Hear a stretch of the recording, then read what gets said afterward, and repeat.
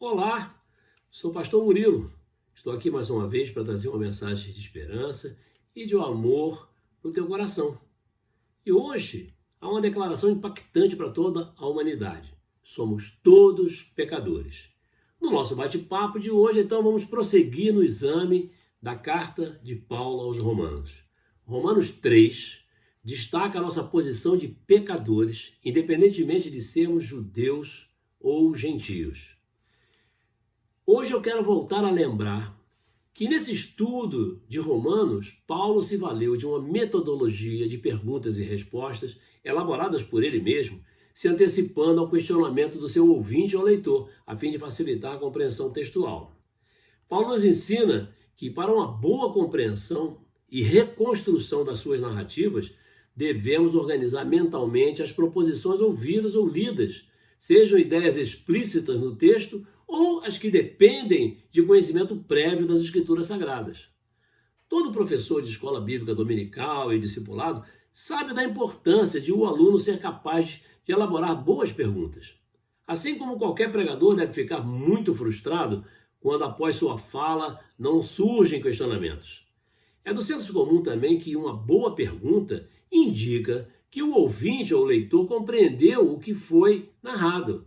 Isso implica que para compreender plenamente o texto precisamos descobrir essas relações organizadas pelo autor. Creio que não há mais dúvida sobre essa questão do juízo universal. Eu acho que você também. Haja vista que a palavra da verdade reiteradamente confirma essa assertiva do apóstolo. O juízo de Deus é universal e é chamado na Bíblia o dia do Senhor, no qual acontecerá o julgamento final sobre todas as nações perante o tribunal de Cristo. Vemos em Sofonias, capítulo 1 e versículo 15, que aquele dia será um dia de indignação, um dia de tribulação e de angústia, um dia de alvoroço e de assolação, dia de trevas e de escuridão, dia de nuvens e de densas trevas. Todas as nações se prostrarão diante do nosso Mestre, como está em Apocalipse 15 e versículo 4. E o Senhor, ao culpado, não terá por inocente, como vemos em Naum, capítulo 1 e versículo 3. Essa é a razão pela qual o apóstolo Paulo nos adverte, nos alerta sobre o juízo universal ao qual todos, sem exceção, serão submetidos. A carta de Paulo aos Romanos é, portanto, digna de consideração por todos os cristãos em face do seu caráter de universalidade, ou seja, porque abrange e alcança toda a humanidade. O estudo bíblico sobre o livro de Romanos, monitorado pelo Espírito Santo, dá sabedoria aos sábios e conhecimento aos entendidos, conforme Daniel 2 e 21. Bem, nos primeiros 3 versículos de Romanos 3, Paulo reitera que não há nenhuma vantagem em ser judeu sobre os gentios, baseada no fato do privilégio da revelação de Deus através das leis mosaicas. Haja vista que a lei por si só não pode salvar ninguém, porque o homem é totalmente incapaz de cumprir a lei integralmente. Bom, a revelação da lei agravou, na verdade, a responsabilidade do judeu, ao mesmo tempo em que mostrou que o homem é incapaz de alcançar o padrão de conduta exigido por Deus. Os oráculos de Deus, mencionados em Romanos capítulo 3, versículo 2, é um vocábulo que se refere às revelações que vieram através de Moisés. Em Hebreus 5 e 12, o vocábulo é usado com o significado de uma mensagem revelada por Deus e se refere a um todo coletivo. Para que em você não reste nenhuma dúvida, a frase oráculos de Deus é citada por 3 vezes na Bíblia. Romanos 13, 2, Hebreus 5 e 12 e 1 Pedro 4, versículo 11, parte A, que agora eu vou repetir para você.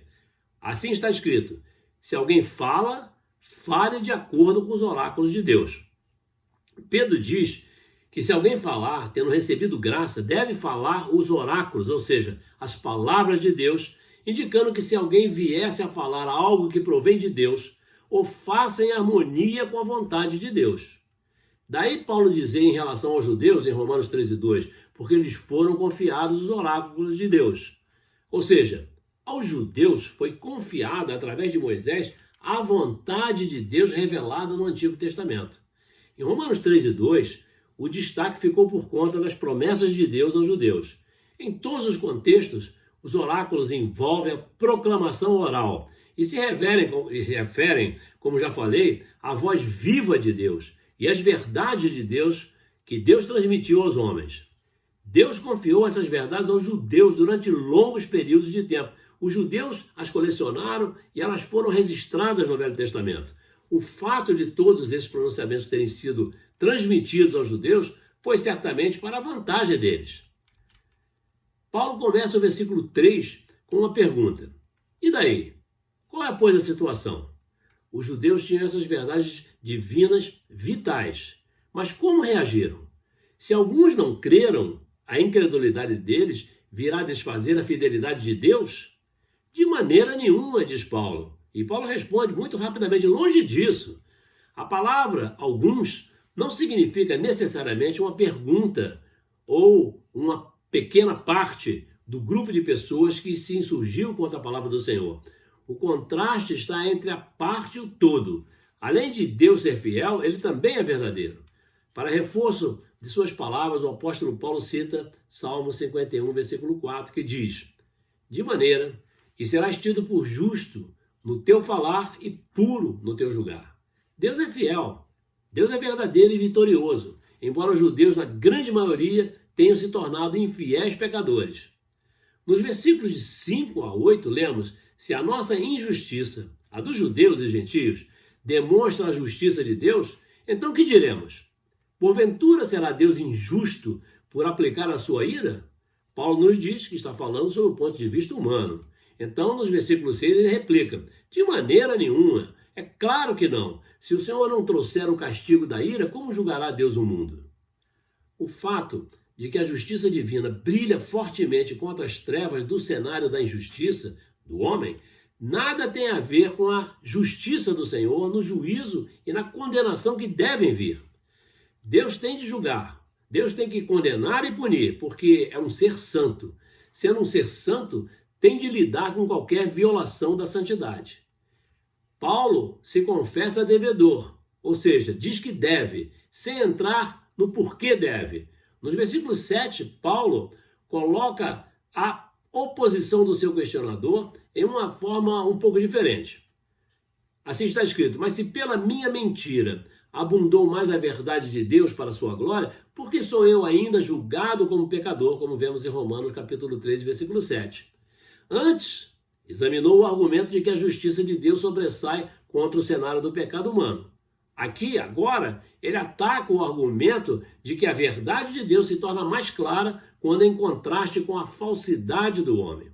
E nesse ponto, Paulo menciona a reprodução falsificada e recorrente dos seus ensinamentos referentes à salvação pela graça.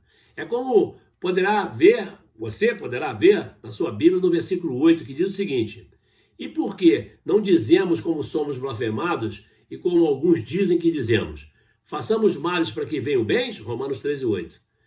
Para aqueles que respondem sim, o único comentário de Paulo é: a condenação desses é justa. Esses dois argumentos falsos se baseiam, evidentemente, na ideia de que o Senhor precisa do pecado a fim de demonstrar que ele é Deus. Ora, ele não precisa de nada disso.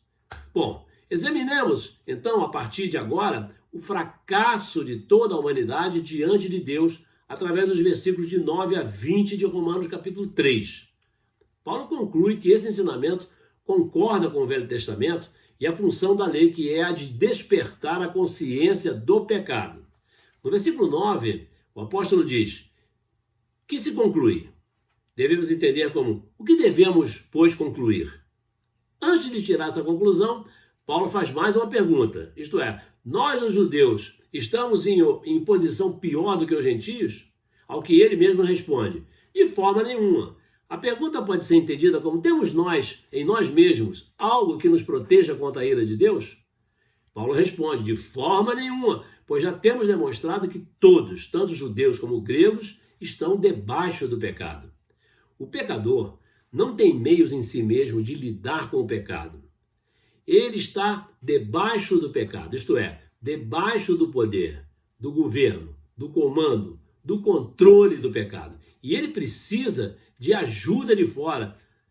Ajuda de fora. Seus próprios recursos não podem liberá-lo do pecado. E em Romanos 3, 10 e 18, os estudiosos da palavra indicam que Paulo cita um grande número de passagens do Velho Testamento e que o apóstolo não as cita no texto hebraico, mas da versão grega do Velho Testamento, a Septuaginta.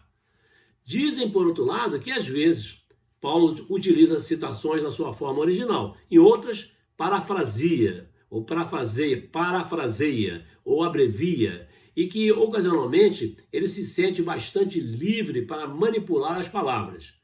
Mas o pensamento do Velho Testamento é consensualmente considerado fiel e adequado. Todas essas citações a que me referi são dos Salmos, com exceção de uma passagem em Isaías 59, versículo 7. Em seu contexto original, nem todos esses versículos destacam a universalidade do pecado. O primeiro, Salmos 14, versículos de 1 a 3, sim, destaca. Os três seguintes, Salmos 5 e 9, 10 e 7 e 140, versículo 3, tratam da condição, atitude e conduta dos maus. A passagem de Isaías 59, 7 e 8 trata da injustiça de Israel. E o Salmo 36, versículo 1, apresenta a falta de respeito do homem mau para com Deus. Essa coleção de citações do Velho Testamento, portanto, ilustra as diversas formas do pecado, as indesejáveis características dos pecadores, o efeito de suas ações e a atitude deles para com Deus. É o mesmo quadro que Paulo nos apresentou. Nos versículos 19 e 20, lemos tudo, ou seja, todas as coisas que a lei diz. A palavra lei aqui deve se referir às diversas citações que Paulo acabou de fazer, uma vez que foram extraídas dos Salmos, com exceção da passagem de Isaías. Paulo aqui não se refere à lei mosaica. Essas citações vieram dos escritos e dos profetas, as duas maiores divisões do Velho Testamento, indicando que Paulo chama de lei todo o Antigo Testamento.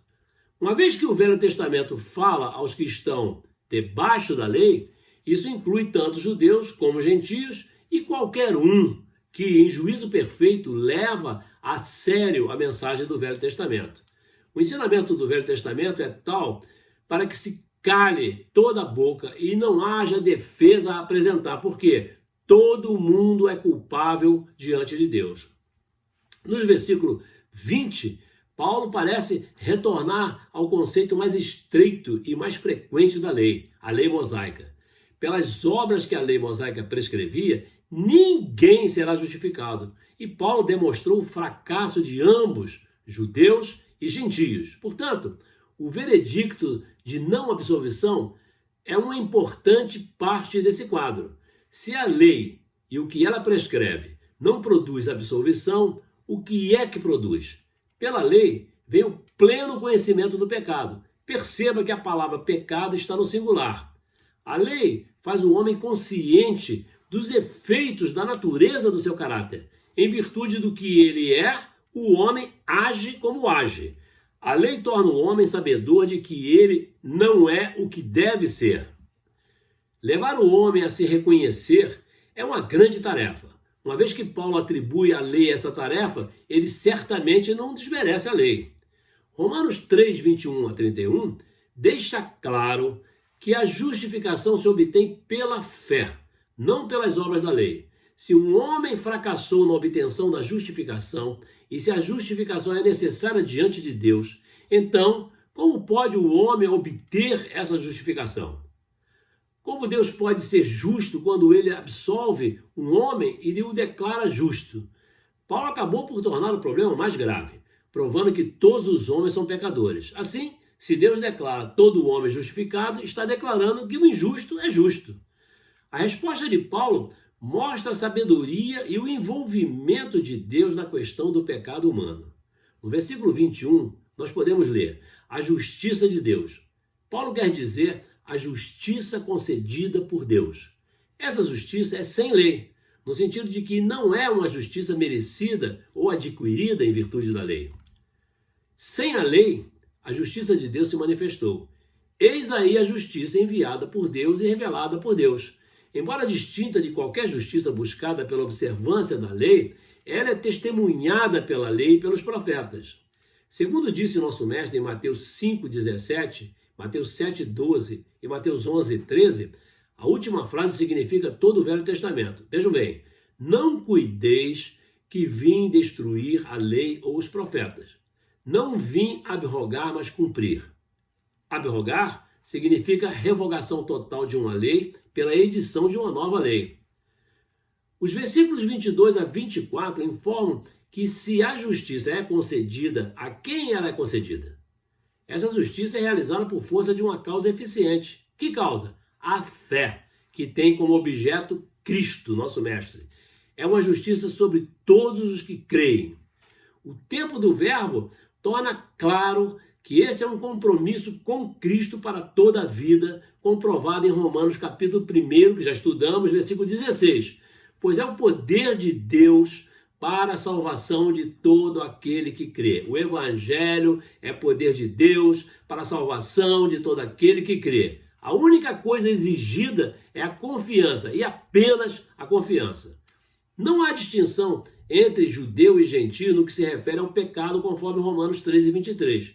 Pois todos pecaram, como vemos em Romanos capítulo 2, versículo 12. Esse pecado se refere ao envolvimento de todos os homens, sem distinção. Todos os homens manifestam seu envolvimento no pecado de Adão, carecendo continuamente da glória de Deus. Carecer significa estar em falta, estar destituído da glória de Deus. A glória de Deus inclui o esplendor de Deus, ou seja, a manifestação externa do que Deus é. Majestade e sublimidade também fazem parte da glória de Deus. Majestade envolve poder. Sublimidade envolve uma posição superior e elevada daquele que é supremo. A glória de Deus, todavia, não é apenas para ser vista por aqueles que creem. João 11:40. Mas é para ser aceita ou fazer parte daqueles que creem, como está em 2 Coríntios 13:18, e é o seu destino. 1 Tessalonicenses 2:12 e 2 Tessalonicenses 2:14. Ela não é apenas atribuída a Deus pela grande multidão celeste por causa de sua vitória sobre o pecado, como está em Apocalipse 19:1, mas também caracteriza a cidade santa, o eterno lugar de habitação de Deus com seu povo, como está em Apocalipse capítulo 11 e versículo 23. Os homens estão sempre necessitados da glória de Deus, porque a prática contínua do pecado nega tudo o que a glória de Deus significa. A justiça de Deus, que foi revelada e que Deus concede a todos aqueles que estão crendo ou confiando, significa que eles estão absolvidos ou justificados gratuitamente, como está em Romanos capítulo 13 e 24. Como pode ser? É por meio da graça de Deus. Deus está favoravelmente disposto a fazer, não por causa de algum mérito que eu ou você possamos ter, mas porque Ele é gracioso, misericordioso, galardoador e resolveu manifestar a sua graça para com os homens. Mas pode Deus fazê-lo simplesmente por uma decisão de sua vontade, sem qualquer ação objetiva de Deus? Paulo responde, não. Porque ele acrescenta a frase, redenção que há em Cristo Jesus. O homem pode ser absolvido, justificado, porque Deus agiu. Ele providenciou a redenção. Originalmente, a palavra significa tornar a comprar um escravo ou um cativo, libertando-o pelo pagamento de um resgate. Aqui, a redenção se refere à libertação providenciada por Cristo, libertação do pecado e suas consequências, mediante o alto preço de sangue que o nosso Mestre pagou na cruz do Calvário. E essa redenção ou libertação é em Cristo Jesus. Estar em Cristo é pertencer ao nosso Mestre e ser uma parte de tudo o que Ele tem feito e o que Ele é, e realizado por meio da sua obra redentora na cruz do Calvário. Paulo agora, nos versículos 25 e 26, prossegue mostrando exatamente o que essa obra envolveu. Envolveu uma transação objetiva, um ato particular que Deus envolveu a pessoa do seu Filho, nosso Mestre Jesus. Foi um ato necessário, nasceu em virtude da sua própria natureza, a quem Deus propôs no seu sangue como propiciação. E nesse contexto, Paulo reúne Deus, Pai e Cristo, a obra realizada e a reação do homem diante desta obra. Deus expôs Cristo publicamente como meio de propiciação pelo seu sangue. A morte de Cristo foi um fato que deve ser observado por toda a humanidade. Mas o aspecto propiciatório ocasionado pelo pecado foi o de doar sua vida. Isso se comprova no fato de que seu sangue foi derramado naquele Calvário. Esses detalhes não foram apresentados para despertar simpatia ou pena, dó, mas para mostrar a realidade dessa morte. Deus foi o ofertante, Cristo foi o sacrifício. O pecado humano foi coberto, isto é, apagado para sempre. Todavia, para essa propiciação se tornar efetiva, na minha vida, na tua vida, na vida de qualquer pessoa, é preciso que haja fé. A fé ou confiança está em Deus em primeiro lugar, mas também envolve o que ele fez. Ele tomou o pecado em seu próprio ser, 2 Coríntios 5 e 21. Lidou com ele ali objetivamente e assim fazendo, teve em vista a manifestação da sua justiça. Mas será que Deus deixou impune os pecados anteriormente cometidos, isto é, antes da morte de Cristo? A morte de Cristo no Calvário prova que o Senhor não deixou impunes esses pecados. Deus não castigou o pecado anteriormente porque já tinha o plano da salvação. E esses pecados do passado foram cometidos na sua tolerância, como vemos em Romanos capítulo 3 e 25. O Senhor não esqueceu desses pecados, embora não os resolvesse imediatamente. A ação de Deus na cruz foi mais do que um auto-resgate à vista da história humana do passado. Ele foi também a manifestação da sua justiça no tempo presente, como está em Romanos capítulo 3, versículo 26. O Senhor tem de ser justo quando declara justificado aquele que crê em Jesus.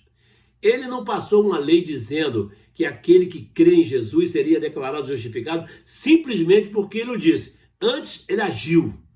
O Pai, o Filho e o Espírito Santo entraram na arena do pecado humano. O Todo-Poderoso colocou a base sobre a qual poderia perdoar o pecado e sobre a qual declara os pecadores justificados, ainda assim permanecendo justo.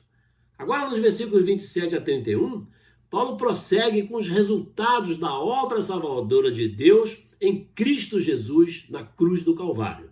Ele sustenta que a jactância, a arrogância, o orgulho, a vaidade está excluída. Como? Por uma lei? Por que tipo de sistema, princípio, código ou norma poderia a jactância ficar excluída? Das obras? Não, porque das obras deriva o orgulho. Antes é pela lei da fé. Uma vida centrada nas obras é uma vida centralizada no ego, mas a lei da fé produz uma vida centrada em Deus. Uma vida centrada em Deus. O cristianismo está sendo considerado aqui como uma nova lei. O evangelho que é poder de Deus para a salvação de todo aquele que crê. Um código de vida com a fé em Cristo Jesus, nosso mestre. Com a fé em Cristo Jesus, nosso mestre, porque o evangelho é poder de Deus para a salvação de todo aquele que crê. Essa ideia da palavra lei se encontra em Romanos 3, 27, 8 e 2, em Tiago 1 e 25, 2, 8 e 9 e 2 e 12. A essência da lei da fé é que o homem é justificado pela fé independentemente das obras da lei, como está em Romanos 3 e 28. E nosso mestre Senhor é aquele que declara os homens justificados. Ele é o Deus tanto dos judeus como dos gentios, como vemos em Romanos capítulo 3 e 29. E ele declara que os judeus são justificados por causa da fé e os gentios mediante a fé. Nos dois exemplos, a fé é a causa da declaração de Deus. Assim, ambos, judeus e gentios, encontram aceitação com Deus da mesma maneira, através de uma submissão pessoal a Ele, a Deus, uma confiança pessoal a Ele, Deus. Esse fato não significa que a lei seja anulada. Antes, confirmamos a lei ou a estabelecemos. A lei é confirmada no seu papel de tornar os homens conscientes do pecado, como está em Romanos capítulo 3, versículo 20. Fica a lição de que a lei confronta os homens não apenas com seu próprio pecado, mas também com o nosso mestre e doador da lei. Quando os homens confiam em Deus, o doador da lei, estão exatamente no lugar onde a lei tinha a intenção de colocá-los. Lembrando, conforme Daniel 2:21, que nosso mestre muda os tempos, muda as estações, ele remove os reis, estabelece os reis, ele dá sabedoria aos sábios e conhecimento aos entendidos. Pronto, nosso bate-papo fica por aqui. Por favor, me ajude a divulgar a palavra de Deus. Inscreva-se no meu canal YouTube. Graça e paz. Olha aí, nosso próximo passo é o capítulo 4 da carta do apóstolo Paulo aos Romanos. Fique com Deus. Te amo, hein?